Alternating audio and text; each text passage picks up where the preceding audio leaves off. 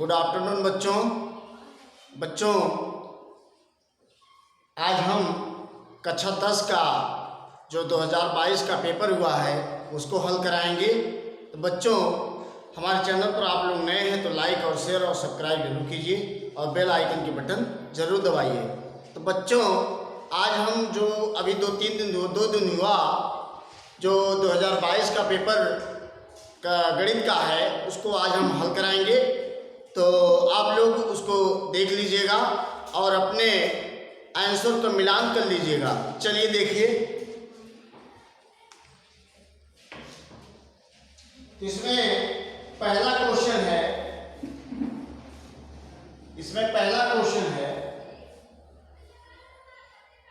विकल्प है कि दी गई संख्याओं में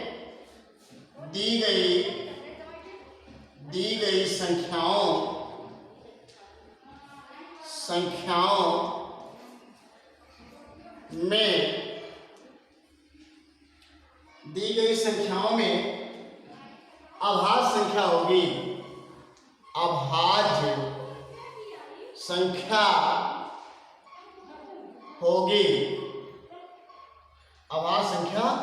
होगी। अब देखिए बच्चों, ऑप्शन है इसका, पहला ऑप्शन है 0, दूसरा ऑप्शन है 1, तीसरा ऑप्शन है 2 और चौथा ऑप्शन है 8। तो बच्चों ये पेपर जो है, ये पेपर कोड है 822 AB का है। तो इस पेपर को हम हल करा रहे हैं। तो पहला क्वेश्चन हमारा विकल्प का है। तो विकल्प का देखिए कैसे हल करते हैं इसको। ये हमारा हल करने का तरीका कैसे कह रहा है, दी गई संख्याओं में अभाज्य संख्या क्या है। तो अभाज्य संख्या वह संख्या होती है जिसका केवल 2 गुणनखंड होता है। जिसका केवल 2 गुणनखंड हो वह क्या होता है, अभाज्य संख्या कहलाता है। तो चलिए अब इसका देखिए, ये 0 का तो कोई मतलब ही नहीं, इसका अभाज्य गुणनखंड होगा नहीं। यहाँ 1 है तो 1 का जो है ये अपने अलावा किसी संख्या नहीं कटेगी, इसका 2 फैक्टर होता नहीं है, 2 गुणनखंड है नहीं। अब बचा 2, तो 2 जो है 1 और 2 दोनों से कटेगी, 1 से कट जाएगी और 2 से कट जाएगी। तो 2 का अभाज्य जो गुणनखंड होगा वह 1 और 2 होगा। और 8 का तो 1 से भी कटेगा, 2 से भी कटेगा और 4 से भी कटेगा और 8 से भी कट जाएगा। तो हमारा परिभाषा है अभाज्य संख्या का, जिसका केवल 2 गुणनखंड है। जिस संख्या का केवल 2 गुणनखंड होगा वही हमारी अभाज्य संख्या होगी। तो अर्थात 2 का अभाज्य गुणनखंड 1 होगा और 2 होगा। तो 8 का जो गुणनखंड होगा 1 से, 2 से और ये 4 से कटेगा, 8 से कटेगा।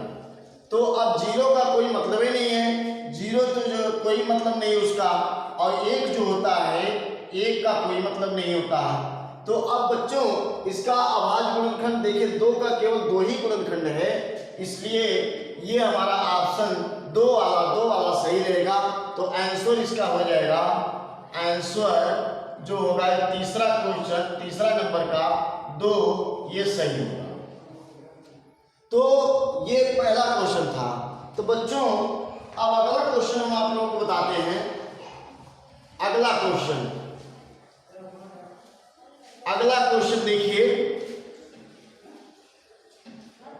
अब अगला क्वेश्चन है इसका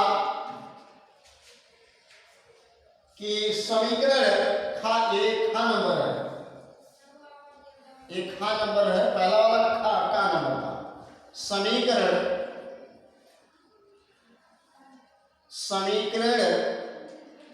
3x² - 2x + 1/3 बराबर 0 होता है। का विभक्तर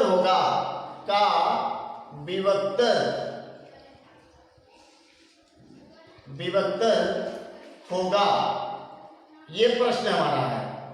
तो विभक्तर का फार्मूला होता है, देखिए विभक्तर का फार्मूला सूत्र होता है, सूत्र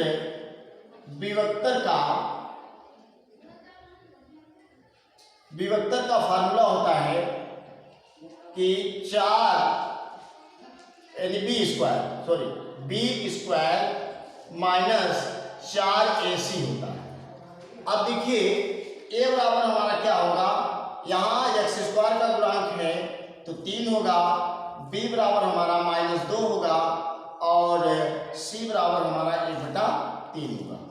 अब देखिए फार्मूला हमारा क्या है, बी स्क्वायर, तो बी स्क्वायर फार्मूला है बी स्क्वायर माइनस 4ac, तो बी बराबर हमारा कितना है -2, तो -2 का वर्ग कर लेंगे, -4 गुणे ए बराबर हमारा 3 है और गुणे बी बराबर कितना है, सी बराबर 1/3 है।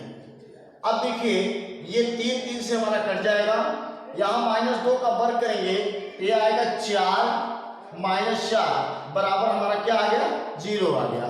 तो आंसर हमारा क्या होगा, आंसर हमारा क्या होगा, तो आंसर हमारा 0 होगा। तो ऑप्शन में यदि 0 है तो हमारा क्या होगा, आंसर सही होगा। तो ये हमारा आंसर, यदि चौथा नंबर इसमें ऑप्शन में चौथा नंबर जो है, ये चौथा नंबर 0 है, ये चौथा नंबर हमारा सही होगा। तो ये विभक्तर का फार्मूला लगा करके हम देखेंगे ये 0 आता है। तो चलिए अगला क्वेश्चन देखते हैं, गा नंबर क्वेश्चन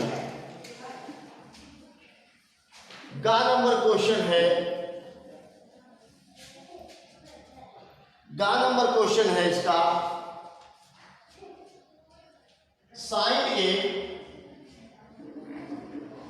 साइन ए बराबर 3/5 हो तो काश ए का मान होगा। पहला ऑप्शन है इसमें 5/4, दूसरा ऑप्शन है 4/5 और तीसरा ऑप्शन है 5/3 और चौथा ऑप्शन है 4/3। चलिए इसको हल करके देखते हैं क्या हमारा सही है। तो अब देखिए ये ट्रिग्नोमेट्री का सवाल है, इसमें अब ये बता रहा है साइन ए बराबर 3/5, तो एक हम क्या बनाएंगे, एक हम समकोण त्रिभुज बनाएंगे ऐसे। तो साइन ए बराबर होता है लंब बटा कर्ण होता है। तो साइन ए बराबर लंब बटा कर्ण, तो लंब हमारा यहाँ 3 होगा और कर्ण हमारा क्या होगा, 4 होगा। अब हमें ए बी और ये सी है, तो हमें क्या निकालना है, ए बी निकालना है। तो पाइथागोरस प्रमेय लगाएंगे यहाँ पर। देखिए पाइथागोरस प्रमेय से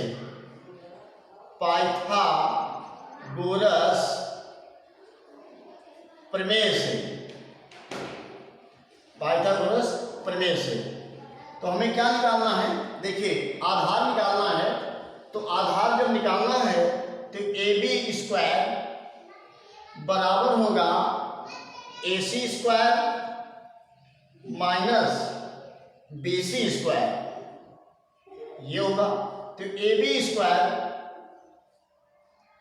बराबर AC, देखिए अब AC का मान कितना है, 4 है, 4 का वर्ग हो जाएगा, माइनस 3 है, BC बराबर 3 है, 3 का वर्ग हो जाएगा। तो ए बी स्क्वायर बराबर होगा 4 चौके 16, 3 त्रिका 9। अब देखिए ए बी स्क्वायर बराबर होगा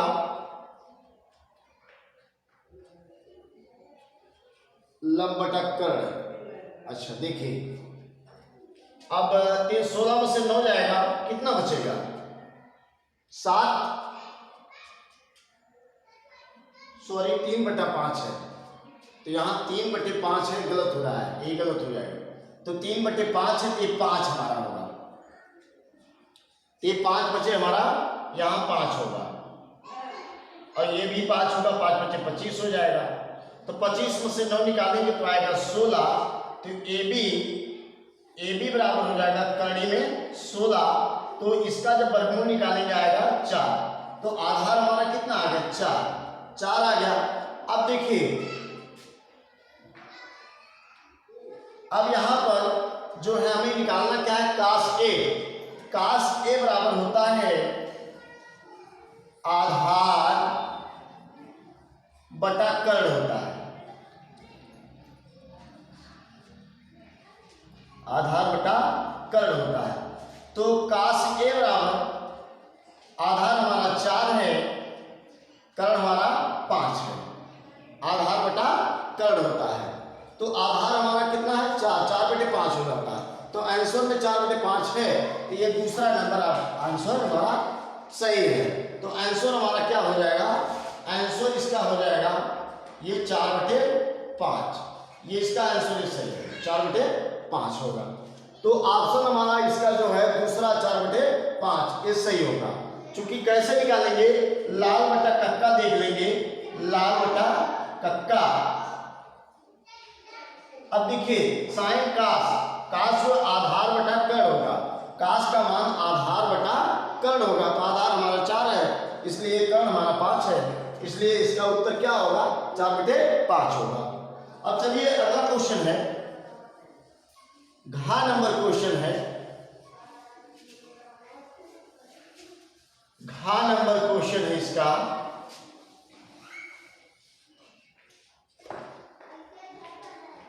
घ नंबर कह रहा है दो समरूप त्रिभुजों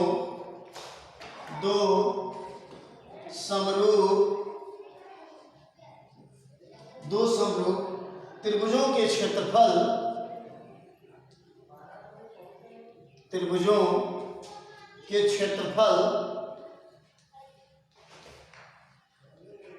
क्षेत्रफल 4:9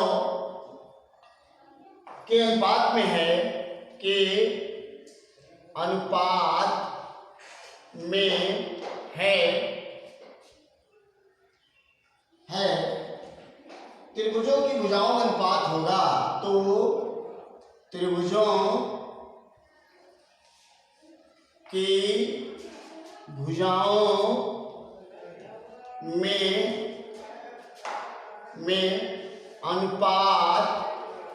अनुपात होगा।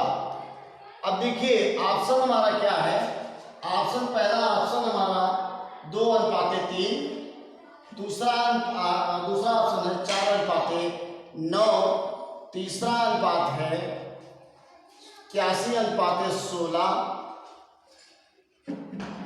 और चौथा ऑप्शन है 16:81 है। अब देखिए इसको हल कैसे करेंगे, हल इसको करेंगे कि जब समरूप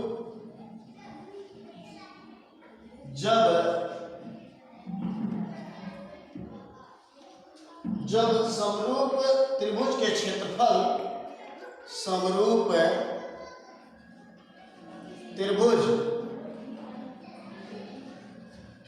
क्षेत्रफल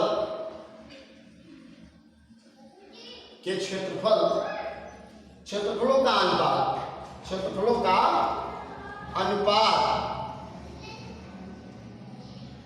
अनुपात उनकी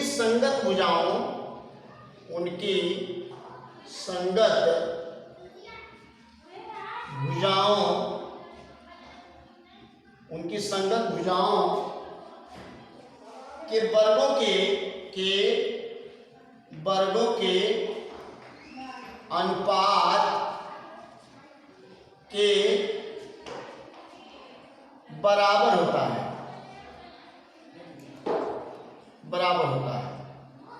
तो इसका क्या हो जाएगा, तो इसका हो जाएगा समरूप, सूत्र है समरूप त्रिभुज का क्षेत्रफल, फर्स्ट त्रिभुज, समरूप त्रिभुज फर्स्ट का क्षेत्रफल बटा समरूप त्रिभुज सेकंड का क्षेत्रफल बराबर होता है पहले त्रिभुज का अनुपात बटे दूसरे त्रिभुज का अनुपात, ये होता है। तो अब इसका देखिए क्या है हमारा सवाल, इसका कितना है, 4:9 है, तो ये हो जाएगा हमारा 4/9 का वर्ग कर लेंगे तो ये हो जाएगा हमारा 4 चौके 16, 9 9 81, अर्थात आंसर क्या आ जाएगा हमारा 16:81 हो जाएगा, 16:81, अर्थात चौथा ऑप्शन देखिए, चौथा ऑप्शन इसका सही होगा।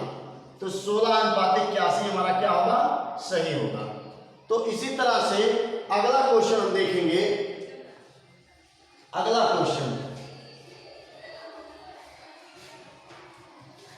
क्वेश्चन देखेंगे।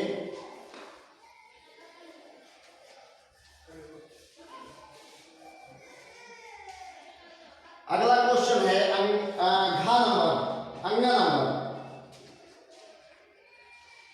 अंगा नंबर क्या कह रहा है कि 3 4 6 तथा x का समांतर माध्य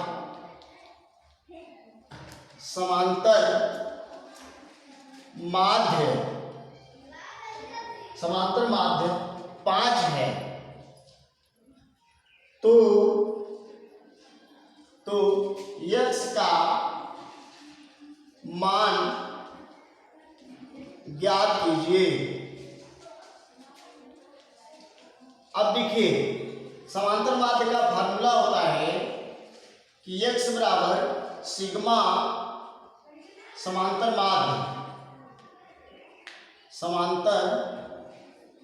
माध्य बराबर होता है कि सिग्मा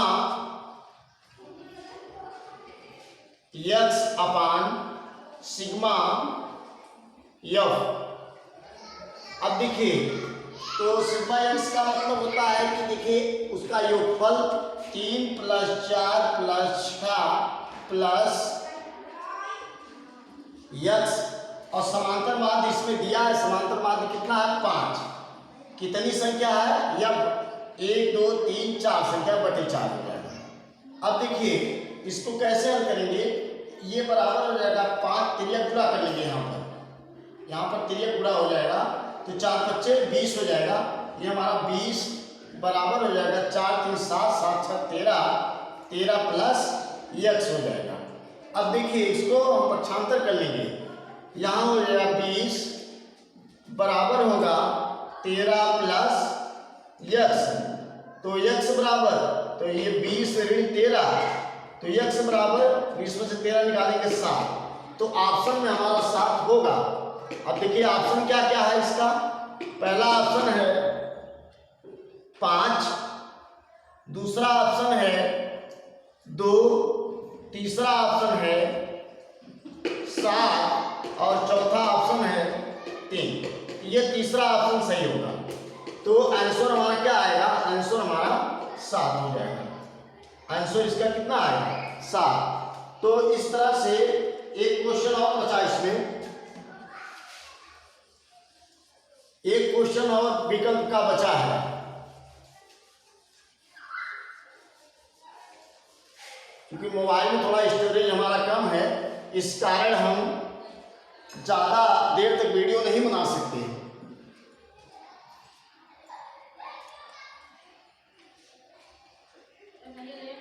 अब देखिए 4 नंबर है, दो बिंदुओं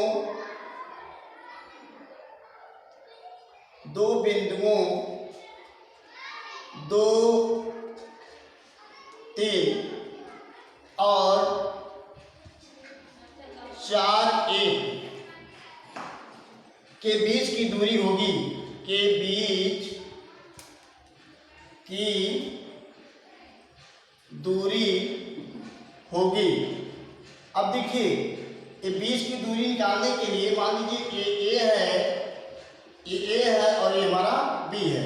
इसके बीच की दूरी मान लीजिए 2 और 3 है और यहाँ पर 4 और 1 है।